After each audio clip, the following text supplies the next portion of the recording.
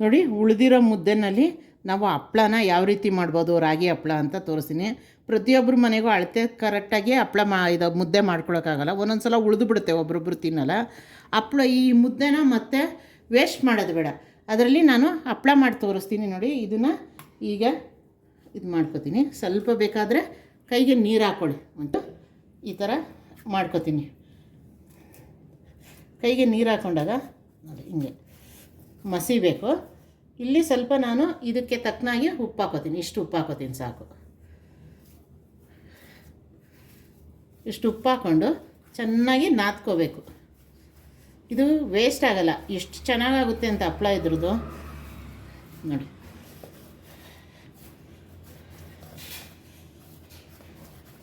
ನೋಡಿ ಈ ಥರ ವೇಸ್ಟ್ ಆಗೋದಿಲ್ಲ.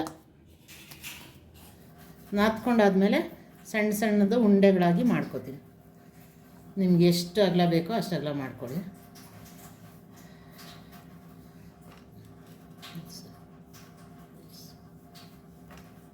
ಹಪ್ಳದ್ದು ಇದರಲ್ಲಿ ಮೆಷಿನಲ್ಲಿ ಇಟ್ಕೋತೀನಿ ಒಂದೊಂದೇ ಕರೆಕ್ಟಾಗಿ. ಈ ಹಾಳೆ ತಗೊಂಡು ಇದನ್ನು ಮಡ್ಚಿಬಿಟ್ಟು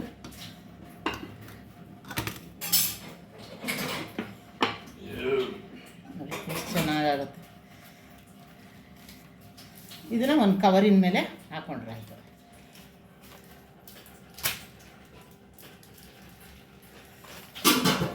ನೋಡಿ ಎಷ್ಟು ಚೆನ್ನಾಗಿದೆ.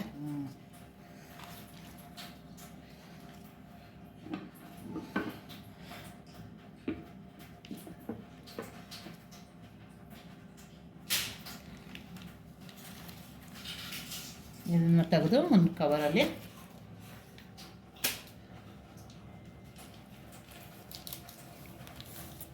ಈ ಥರ ಮಾಡಿಕೊಂಡು ತಣ್ಣಗೆ ಇದರಲ್ಲಿ ಬಿಸಿಲಲ್ಲಿ ಡೈರೆಕ್ಟಾಗಿ ಹಾಕ್ಬಾರ್ದು. ಎಲ್ಲರೂ ನೆರಳಲ್ಲಿ ಹಾಕಿಟ್ಕೊಂಡು ಬೆಳಗ್ಗೆಗೆ ಆಚೆ ಹಾಕಿದ್ರೆ ಆಯಿತು, ಒಣಕೊಂಡ್ರೆ ಇದು ಒಳ್ಳೆ ಪಾಪಡ್ ಆಯ್ತದೆ. ತುಂಬ ಟೇಸ್ಟಿ ಮತ್ತು ಹೆಲ್ತಿ, ಯಾವುದೂ ಎಸೆಯಂಗೆ ಇಲ್ಲ. ಇದರಲ್ಲೂ ನಾವು ಹಪ್ಪಳ ಮಾಡಿಟ್ಕೋಬೋದು ಅಂತ ಒಂದು ಎಕ್ಸಾಂಪಲು ನೋಡಿ. ಮಿಕ್ಕಿರೋ ಮುದ್ದಲ್ಲಿ ಮಾಡಿರೋ ಹಪ್ಪಳ ಈ ರೀತಿ ಒಣಗಿ ಇಷ್ಟು ತೆಳುವಾಗಿ ಬಂದಿದೆ ನೋಡಿ. ಇದನ್ನು ಎಣ್ಣೆಗೆ ಹಾಕ್ತೀನಿ ನೋಡಿ. ಈಗ ಕಾದಿರೋ ಎಣ್ಣೆಗೆ ಹಾಕಬೇಕು.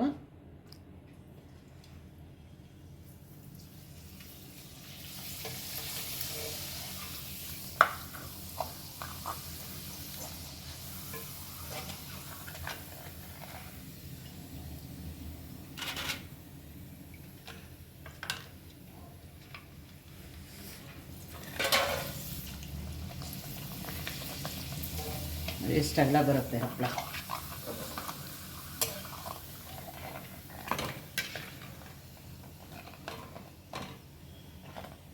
ಇಷ್ಟಲ್ಲ, ಯಾವುದು ವೇಸ್ಟ್ ಆಗಲ್ಲ. ಮುದ್ದೆನ ಅವತ್ತೇ ಮಾಡಿಬಿಡ್ಬೋದು, ಬೆಳಗ್ಗೆ ಇಟ್ಕೊಂಡ್ರು ಪರವಾಗಿಲ್ಲ, ಚೆನ್ನಾಗಿರುತ್ತೆ.